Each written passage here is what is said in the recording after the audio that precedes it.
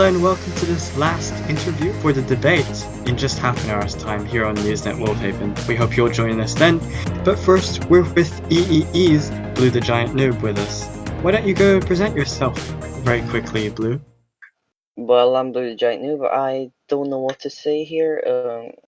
I'm currently the leader of the Electrocuting Everyone, which is a party running for WolvHaven's parliament in the upcoming general election. As usual, I'm going to start with a tougher question.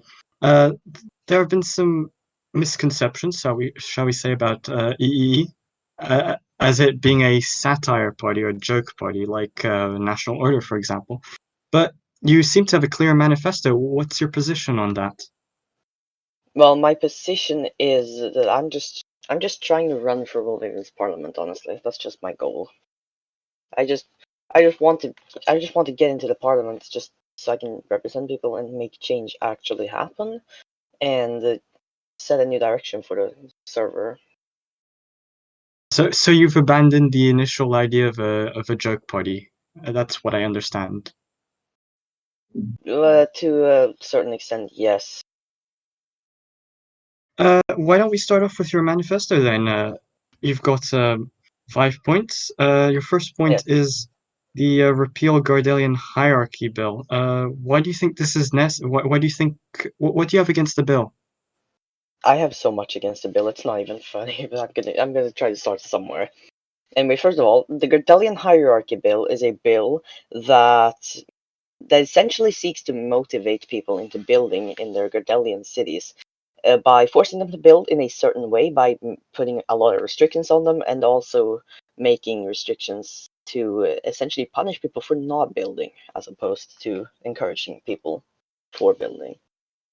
And I believe that this might be detrimental to development of Gardelian cities, as you're taking away their ability to do a lot of crucial things and use a lot of crucial tools like sign maps and even editing your own mainline station. So I believe these are extremely big deals that are just completely pointless, and they serve no purpose whatsoever. As well as on top of that, on top of that, activity in Gardelian cities is not a problem really, because if people are inactive, they're gonna be inactive. They're not gonna build. It's not gonna change anything. So this bill is pointless unless its sole purpose is to just introduce a bunch of needless restrictions and a bunch of extra unwanted red tape. So to you, the current shall we say set of guidelines as to asking for permission, like certain perks that are already available, the current system is fine to you? The current system, without the Gardelian hierarchy bill, of course, which is not yet implemented, is fine to me mostly. It's fine to me, at least in all of the aspects the Gardelian hierarchy bill wants to address. Moving on, actually, I'll let you have a point about, since we're on Gardelia, about you had some opposition to the mainline code standardization bill. Yeah. If elected, will you do anything about it? Repeal it, for example, like this bill, perhaps? Yeah, well, as you know, I spoke on Newsnet already about my dislike for that bill, but I'm going to be having that in the back of my head as definitely an option. Though I'm probably going to be focusing on my manifesto first before looking into repealing that bill, as I believe the manifesto is of greater priority. I'll move on to your second point, increased use of referendums and public consultation. Why don't you talk us through that? Well, essentially, I want to get citizens a bigger say in the affairs of Wolverine. And the truth is, there are a lot of issues that the parliament just picks a direction just ahead in without consulting the public. And I know the current system allows people to speak, but it doesn't allow them to vote. Meaning, essentially, if the parliament wants to just ignore what you have to say, then they can just go ahead and just do whatever the hell they want, really.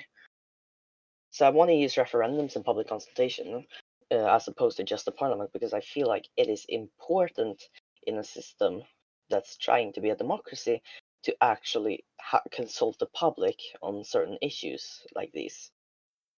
So what would be the role of Parliament if all citizens could potentially vote?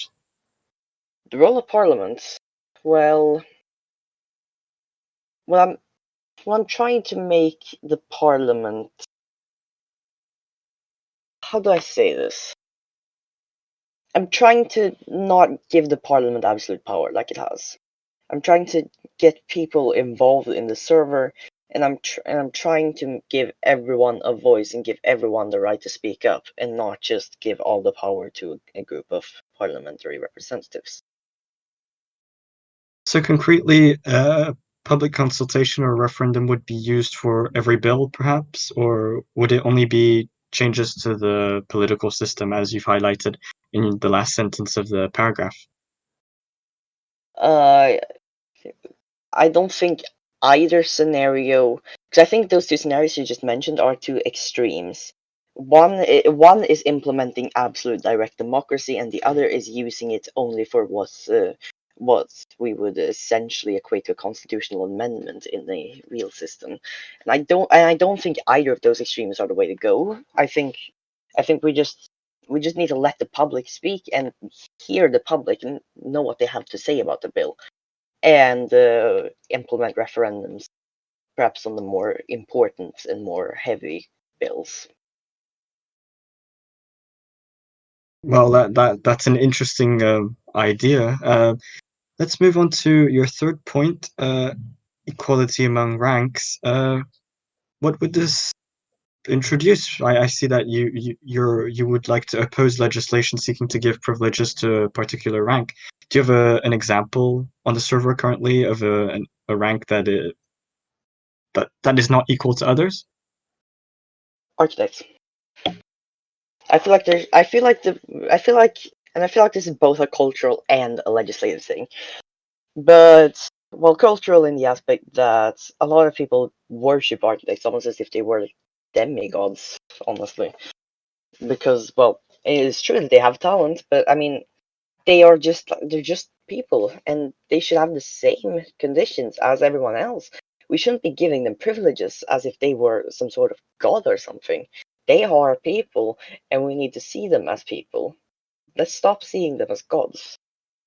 And that's a cultural thing, but also the legislative thing. There are a lot of bills that seek to favor architects in one way or another, whether that would be a minor favoring towards architects or major things such as the 5H contribution payment bill, which is a bill that would essentially give architects a lot of money for what they do. And I mean, let's be real here. The architects are already capable of earning money on what they build in 5H through use of contracts and through use of their stuff to people. So introducing this additional thing is just money upon money upon money. The architects are getting rich. Everyone else is getting poor. Well, I'll ask a follow-up question, but first we have to go to a quick commercial break. We'll see you after the break. Okay.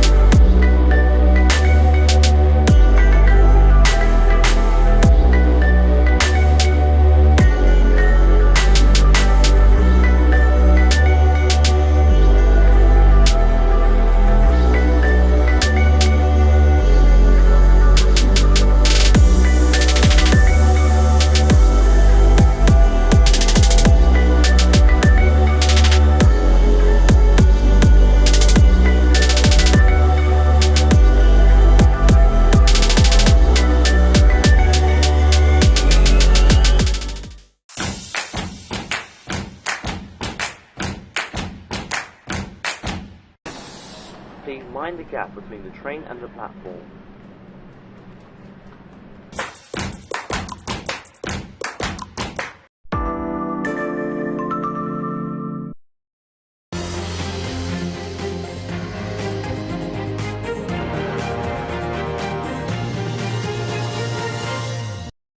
Well, welcome back. We're still with BlueTheGiantNoob from EEE. I was going to ask a follow-up question on, like, what is one specific privilege that if you were elected you would want to abolish, like one privilege for architects, for instance? A privilege for architects I would want to remove. Well, first of all, the 5H payments, because I mean, come on, you don't need to pay somebody who's already getting paid through other means like contracting or through contracting or through selling buildings, as I was saying, because that is still an option of income for architects, and so I would want to repeal that bill because, well, first of all, you're double paying architects. I have a very distinct memory of the United WolvHaven being very against double paying citizens for jobs plus admin shop. So why are we now going to double pay architects for what they do in Fifth Haven? Uh, I want to Move flush double payment. Oh, go ahead. Sorry, cut you off. No, I was just trying to summarize, but yeah, go ahead. Moving on to your fourth point, expanding the size of the lab world. As you currently know, the access to lab world is limited to build access to lab world is limited to certain ranks.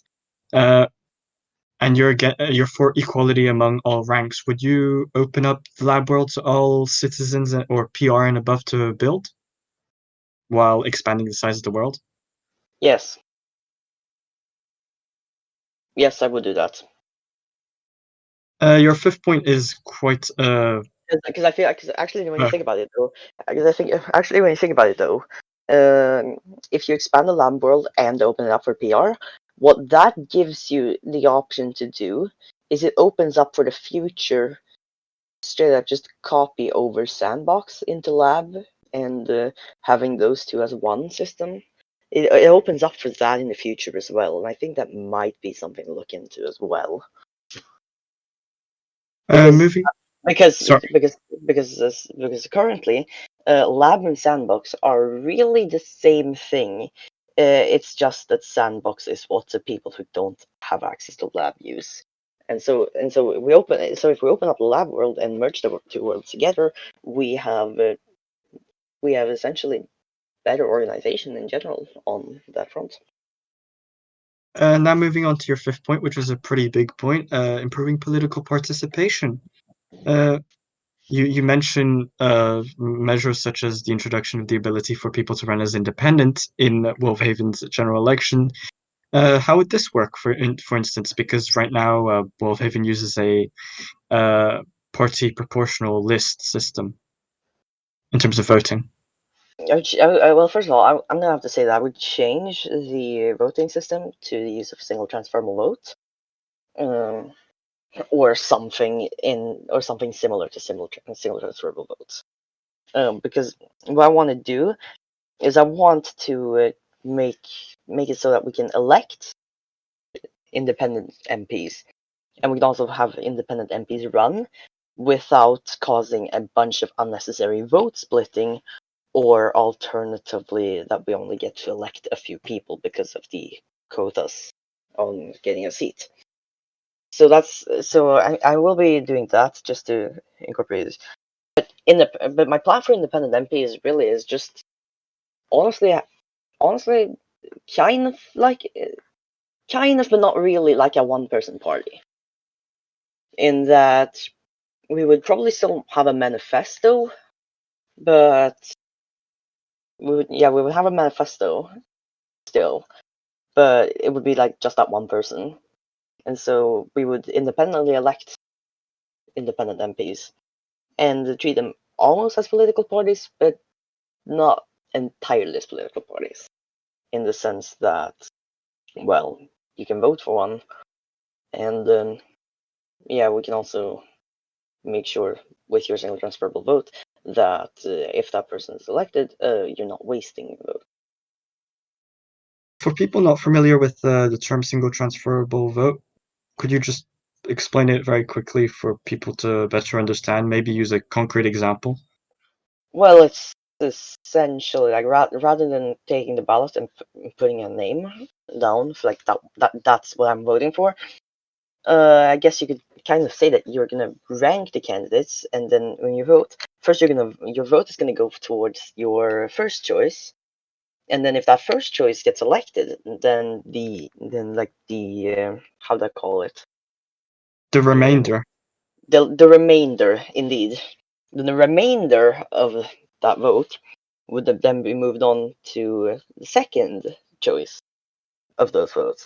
And so essentially what that would mean is you get to vote, and once the guy you're voting for gets in, your second vote goes towards whoever you voted your second vote for, and so on and so on. That's a very interesting change. Just a quick point to note, your party code, I believe that's Sambro's made a point in it about it in G elections, that Yes. your party code the party code for your party might not be EEE. Just No. for any viewers, take note about that in case you would like to vote for Blue's party.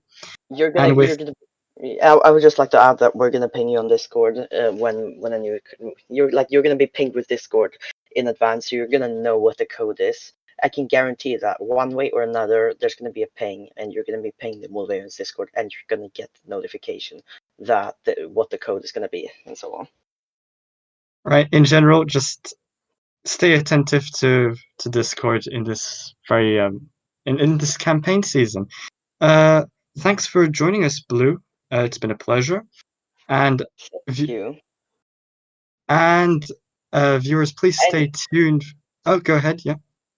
And after the debate, if y'all want, go down to City Hall. I'm gonna be giving everyone potatoes just so we can eat.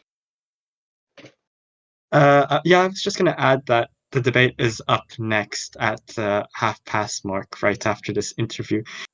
Join Blue and all the other candidates, barring No You, who will not be participating there. Thanks for watching.